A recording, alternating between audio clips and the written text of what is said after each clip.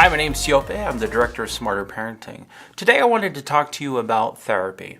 What is therapy? How does it work? What to expect? And things that parents can do to prepare for it. So first off, what is therapy? Therapy is when you hire somebody to come in and work with you on your problems. And parents may want to do this with children, especially children who are not opening up to them, to help them with issues that they may be working through. So depression, anxiety are kind of the big ones. You have ADHD also. And the therapist will be able to come in. The therapist is specifically trained to help the child learn how to deal with symptoms and move forward. So it creates some resiliency in children. And I've covered this before. Last time we talked a little bit about, how to choose a good therapist.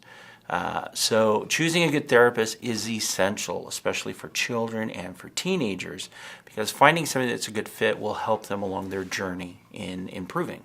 So again, you're going to find a therapist. What are they going to do in therapy? Do they sit and talk about feelings? Okay, not always. In fact, the majority of the time, especially with children, they'll be focused on addressing what it is that's happening and then finding ways to correct it or address it or understand it. Okay, so different levels of approaches in helping them to overcome those things. So if you are working with a therapist and you ask them, okay, what is happening? Some therapists won't want to communicate in detail, especially for confidentiality issues. But you want to be aware that talking about the issues over and over and over again doesn't really lead to resolving them. There should be some skills learned along the way during the process of therapy.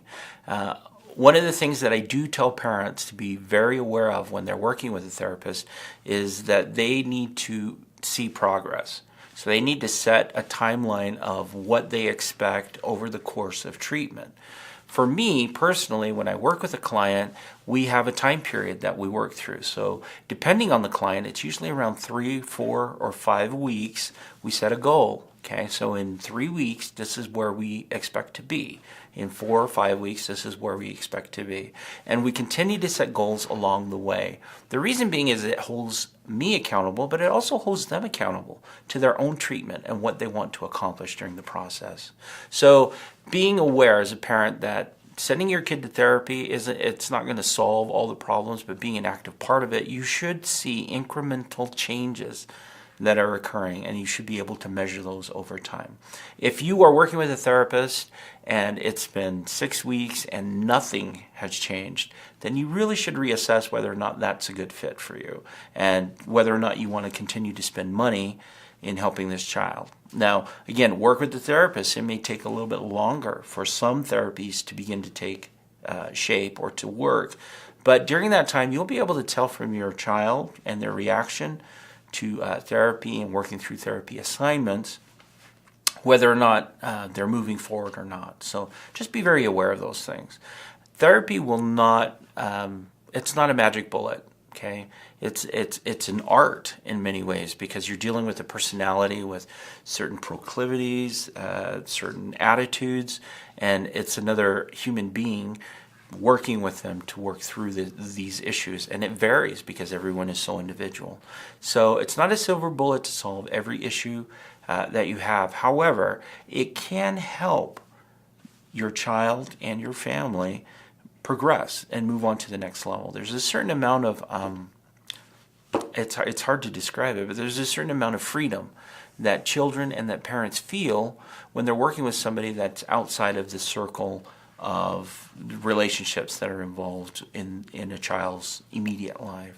So therapists can be an exit, or it can be a support system that exists outside of this realm of a child's life that can be a support and a help and help them see things in a new way. So those are the things that for therapy are really, really important. So therapy, when you're working through the process of therapy, you want to reach these very specific goals along the way, and you want to have an idea of when therapy will end. Okay? Therapy is not one of those things that you want to go for years and years and years doing with your child. Okay? You want to have a specific end because that's where they can start to implement skills that they've learned to become more resilient. So therapy does have an end, and if a therapist is telling you that, no, I'm going to have to see them forever, you may want to reassess that or get a second opinion, okay? There are some instances where a child is going to need therapeutic services, okay? Therapeutic services for a long period of time. But depending on the severity of the issues and the symptoms that children are working through, it will vary. Treatment will vary. Once they're able to master skills and implement them and generalize them into their lives, then they will move on and become independent. And that really is the goal of all therapists, is that their clients become individuals, they become actualized, they become confident and able to implement what they're learning into their everyday life. So those are some of the things that are very, very important for parents to understand when working with therapists and in treatment. So for a long term, so for example, if you're working with a child who's dealing with very, very severe trauma, has been traumatized for years and is finally receiving treatment in their teens, that may take a long time to work through, okay? And they may work through it, learn some skills, adapting, coping, working through the process of dealing with the trauma over time. PTSD is another one for soldiers.